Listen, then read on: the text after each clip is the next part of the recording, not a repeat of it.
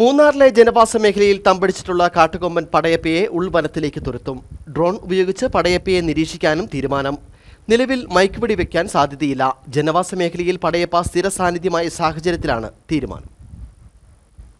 മൂന്നാറിലെ ജനവാസ മേഖലകളിൽ പടയപ്പ സ്ഥിരം സാന്നിധ്യമായതോടെയാണ് കാട്ടുകൊമ്പനെ ഉൾവനത്തിലേക്ക് തുരത്താൻ വനംവകുപ്പ് തീരുമാനം കൈക്കൊണ്ടിട്ടുള്ളത്. നിലവിൽ Padayappa Mattupetty top division ഭാഗത്താണുള്ളത്.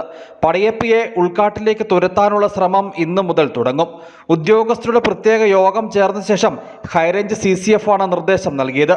Drone ഉപയോഗിച്ച് പടയപ്പയുടെ നീക്കം നിരീക്ഷിക്കും. ഉൾക്കാട്ടിലേക്ക് പ്രവേശിക്കാൻ കഴിയുന്ന പ്രദേശത്തെത്തിയാൽ ആനയെ തുരത്താനാണ് നീക്കം. തൽക്കാലം മയക്കുവെടി വെച്ച് പിടികൂടേണ്ടതില്ലെന്നാണ് വിലയിരുത്തൽ. RRTക്കൊപ്പം പടയപ്പയെ നിരീക്ഷിക്കാനുണ്ടാക്കിയ പുതിയ സംഘവും ദൗത്യത്തിൽ പങ്കുചേരും. നിലവിൽ പടയപ്പയുള്ള സ്ഥലം വനമേഖലയോട് ചേർന്ന ഭാഗമല്ല. വനത്തിനുള്ളിൽ തീറ്റയും വെള്ളവും കുറഞ്ഞതാണ് പടയപ്പ സ്ഥിരമായി ജനവാസ മേഖലയിൽ തമ്പടിക്കാനുള്ള കാരണമെന്നാണ് വനം വകുപ്പിന്റെ വിലയിരുത്തൽ. മുൻകാലങ്ങളിൽ ശാന്ത സ്വഭാവക്കാരനായിരുന്ന പടയപ്പ കഴിഞ്ഞ കുറച്ചു നാളുകളായി ആക്രമണ സ്വഭാവം പുറത്തെടുത്തിട്ടുണ്ട്. വാഹനങ്ങൾക്ക് നേരെയും കടകൾക്ക് നേരെയുമൊക്കെ പടയപ്പയുടെ ആക്രമണമുണ്ടായി.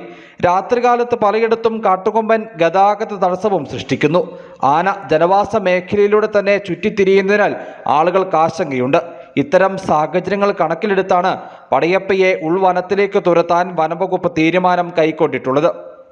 News bureau, Adimali.